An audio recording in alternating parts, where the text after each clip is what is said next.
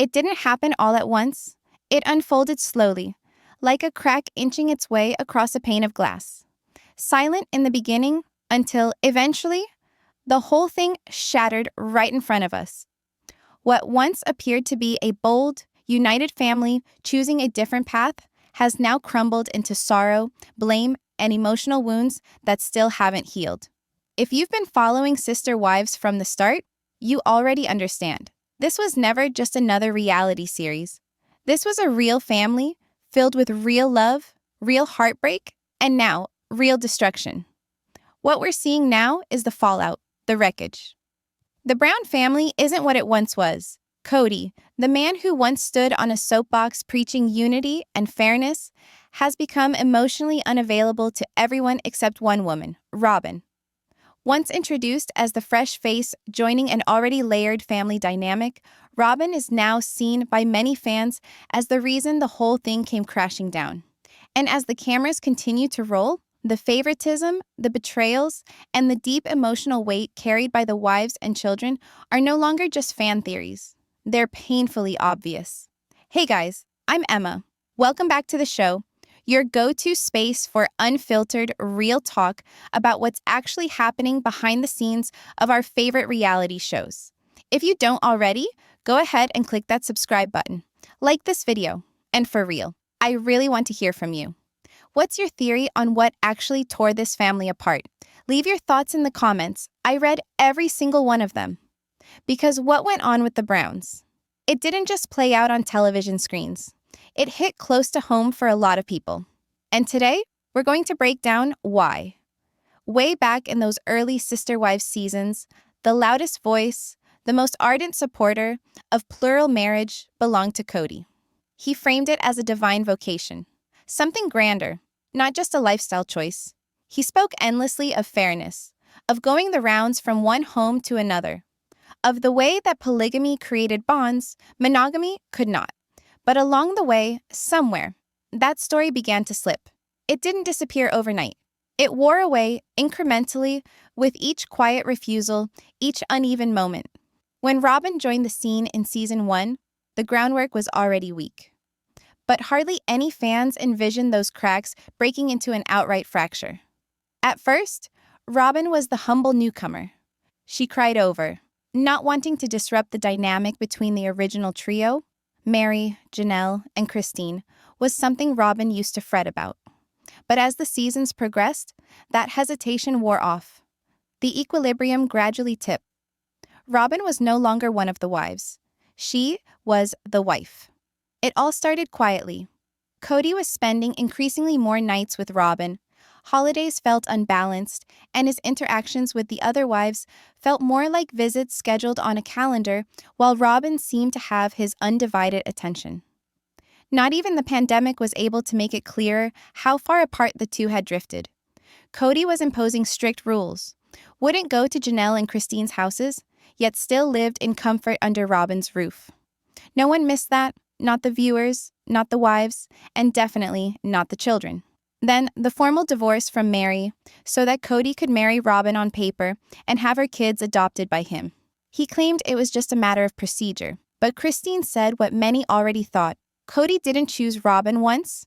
He kept choosing her over and over again. And the rest of the family started to notice. What was once one big family splintered into sides, and then silence. The most saddest thing about it? Cody never really came clean. He ditched polygamy. He just went about like this result was a given the whole time. But if you inquire of the other wives, or anyone who has watched from season 1 onwards, it wasn't sudden. It was one slow thread running out of fiber. Treachery made to seem inescapability. What ought to be the collective passion became patent preference. And for the remainder of the females, it came to seem they were simply side characters in a romance that had fallen out of being about them. The most heartbreaking thing about watching Sister Wives isn't even the fights or the breakups. It's seeing 3 women reach the bittersweet conclusion that they were emotionally being edged out of their own narrative. Like a person standing by themselves in a room long after the lights have been turned off, waiting for someone to come back in and turn the switch on. But nobody ever does. And for Meri and Christine, and Janelle that silence became unignorable. Let's start with Meri. If you've been watching her story, then you already know Meri didn't lose just a marriage. She lost her voice. She clung longer than most people thought she'd last. From the catfishing scandal, a plain cry for human connection in a house where there was none, to the subsequent seasons where Cody brazenly made it clear on camera that he no longer had romantic feelings for her. You recall that moment, Meri sitting opposite Cody as he calmly utters, "I don't feel safe with you." It was heartbreaking, not only for her, but for all of us watching. You could see her resisting tears, trying to maintain some dignity in the face of total emotional rejection. Fans were furious, not because Meri was perfect, none of them are, but because no woman deserves to be dumped in emotional limbo like that. And then there's Christine. Let's be honest, Christine leaving? That wasn't just a breakup, it was a revolution. Years of bottled-up resentment finally turned into strength. You remember that moment? Her calmly packing Cody's things into the garage? It was cold. Final. But it wasn't petty. It was power. Christine had begged Cody to be present for their daughter, Isabel, when she needed back surgery. And he refused. He chose not to go. Christine watched the man she married fail not only her, but fail their daughter. And something in her snapped. For so many viewers, especially mothers, that moment slammed like a freight train. Christine said, "I don't want to be in a marriage where I'm not valued." And then she walked. That wasn't merely her defending herself. That was every woman who's ever felt like she was an afterthought in her own home. Then there's Janelle. Janelle's journey was more covert, but no less formidable. For years, she did her part, the serene, pragmatic one, centered on the children, steering clear of the melodrama. But the fissures began to show, especially throughout the pandemic. That's when Cody's two-tiered standards made it impossible to overlook where his actual priorities lay. The space between Janelle and Cody grew increasingly apparent, less like a marriage, more like a business partnership. You recall that acrimonious exchange during season 17? When Janelle turned to Cody and told his dictates were unreasonable and that he was driving the entire family apart. That wasn't a woman starting a fight. That was a woman attempting desperately to be heard. And when she finally conceded that she wasn't even sure that they were even still a couple, it landed hard. She said, "I don't even know what this is anymore." And the subsequent silence? It said everything. For fans, it felt like observing three women gradually waking up from sleep. Waking up and understanding that love shouldn't be so lonely. That true partnership doesn't have strings attached. That being faithful to a system that doesn't love you back anymore isn't devotion.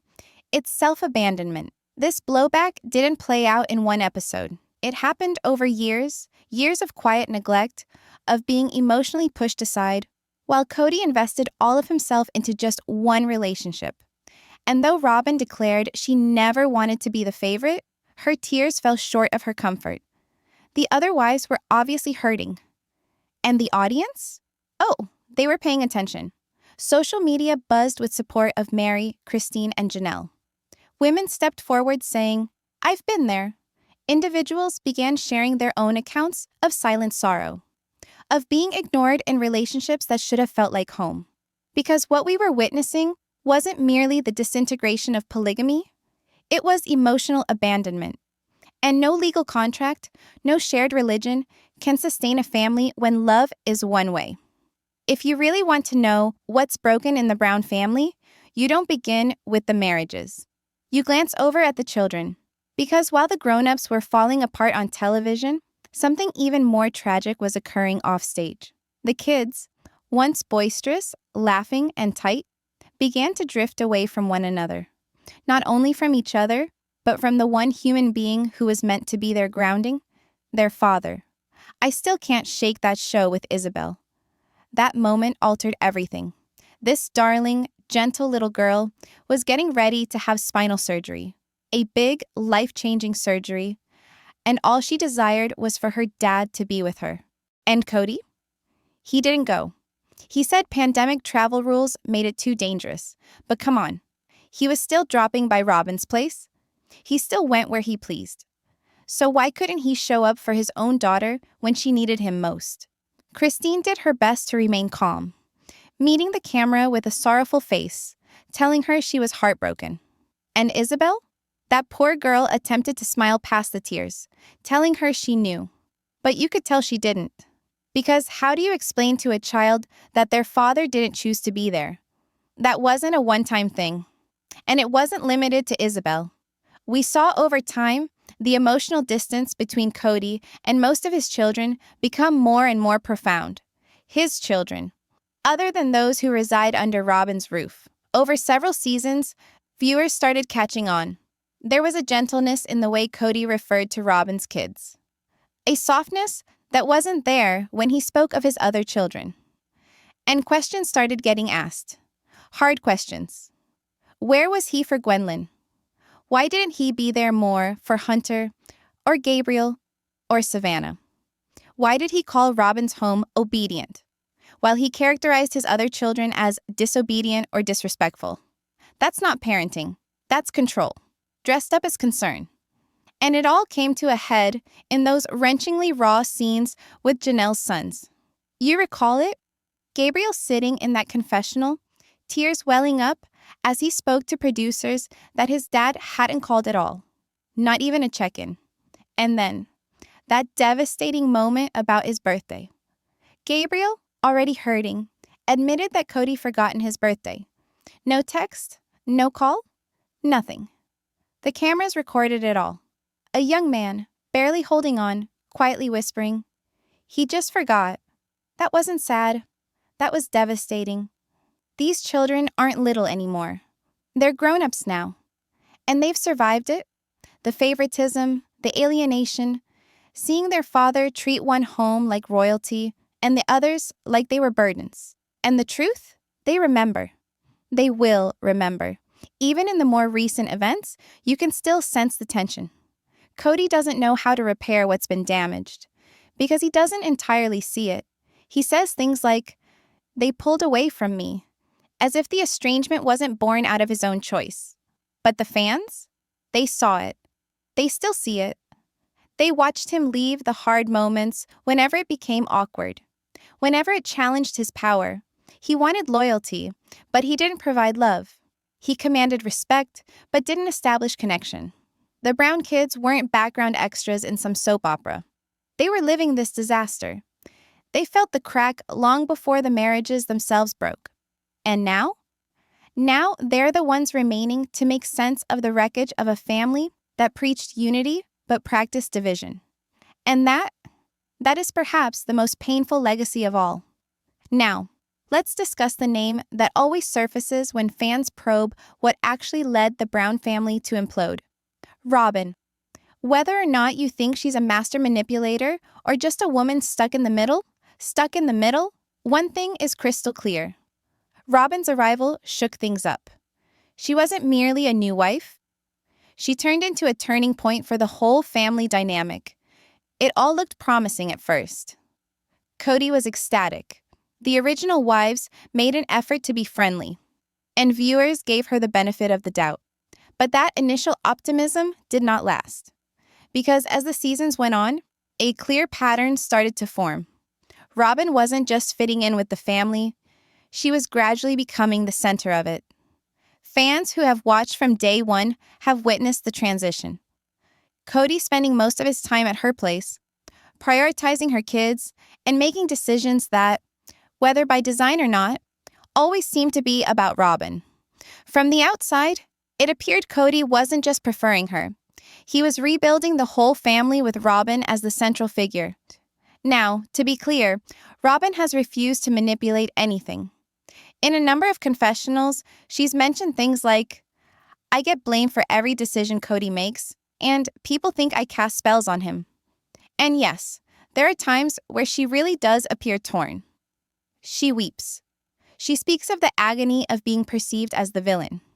But then, she'll turn and say things such as, "I wanted sister wives. This isn't what I wanted." And that's the point where most fans cease to sympathize. Because if you truly wanted sister wives, why didn't you stand up for the family? Why didn't you say something when the other women were obviously hurting? Why didn't you stand up to Cody rather than always being by his side, even when he was clearly in the wrong? And neither have fans been silent about it. Social media has been ruthless. From Facebook groups to Reddit threads, even the comments on TLC's official pages, they're all full of viewers calling Robyn out. Some claim she's two-faced. Others claim she played the long game, waiting patiently until the others walked away, so she could have Cody all to herself. And really, when you see the show, it's easy to notice how they arrived at that decision. Whether Robyn schemed or simply stood by and remained silent, the result is the same. She became the one who captured the man. Marriage and domination. But at what expense? Let me know when you're ready for Act 6. Cody's isolation and the emotional reckoning. This is where the agony comes to a boil, where it all reaches its breaking point at last. After it all came crashing down, Janelle didn't rebound into some Pinterest-perfect new existence. There were no daring rebranding efforts, no Instagram soft launches with some new guy. Nope. Janelle gathered up the shattered fragments quietly and attempted something genuine. She went east. She wanted to begin again. A farm, a fresh start, a chance to create something just for herself. But beginning again? It's seldom as idyllic as it seems. The land was potential, but no foundation, no running water, no power. Just a bare, untamed expanse of earth, full of hopes, and harsh, unyielding realities. She dubbed it her healing place, and she meant it. But as time passed, it became apparent this was more than a project. It was a proclamation. This was Janelle taking back her independence, even if it meant bearing the burden alone. There is a silence in her path that says everything. Her social media became more subdued. The joy appeared softer, more authentic than acted. She shared glimpses, time with her children, difficult days on the land. But under those posts, you could feel the exhaustion, the heartache. She had lost so much. A son, a marriage, an identity she'd held onto for decades. Now, here she was, on barren land, rebuilding, in silence. And yet, she's still standing. That's the part that haunts you. Janelle doesn't commodify healing into a self-help mantra. She embodies it. It's raw. It's draining. It's authentic. She might not have the house constructed yet, but what she's building? It's exponentially more powerful.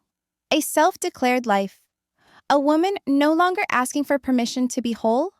Someone who finally chose herself. By the time we reach the most recent pages, Cody is no longer the fearless, confident patriarch he once was. Gone is the man who is so self-assuredly juggling 4 wives and waxing poetic about creating a family dynasty. What do we see today?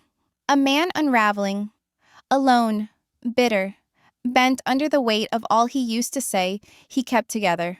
He's lost. The only relationship Cody has remaining is with Robyn, and even that seems tense. The family he once paraded on TV, the one he referred to as a working example of plural marriage, is now broken beyond recognition. There's one episode that still sticks in my head. Cody collapses, not with rage, not with pride, but plain emotion. He's sobbing, discussing the sorrow, the loss, the feeling of failure. He utters, "I don't know who I am anymore." And for an instant, just an instant, you feel it. Not disdain, not skepticism. You feel the burden crash down on him. His kids hardly talk to him. His wives don't trust him. And the empire he created with 4 women and 18 children? Destroyed. And perhaps, just perhaps, he finally realizes that his own decisions brought him here. But here's the bitter truth. Regret does not equal accountability. It's easy to feel sorry for yourself. To actually do the work to alter, to confront the devastation, to repair what's been broken, that's hard. And Cody, he remains stuck, not in healing, but in self-pity. More concerned with how much he was hurt than with how much he hurt everyone else. The trust? Broken. The kids? They learned to take care of themselves emotionally. They quit waiting for those calls that never materialized. The wives? They did not depart out of malice. They departed because they were finished with being made invisible, finished with pleading to be given a priority. And now, as Cody sits amidst the wreckage of what looked at one point like a promise, there is one question hanging in the air. Will he ever do the work? Will he rise to the occasion? Not for the cameras, not for image, but for those who needed him most? Let me know when you're ready for the final act. The fallout, the fans, and what sister wives left behind.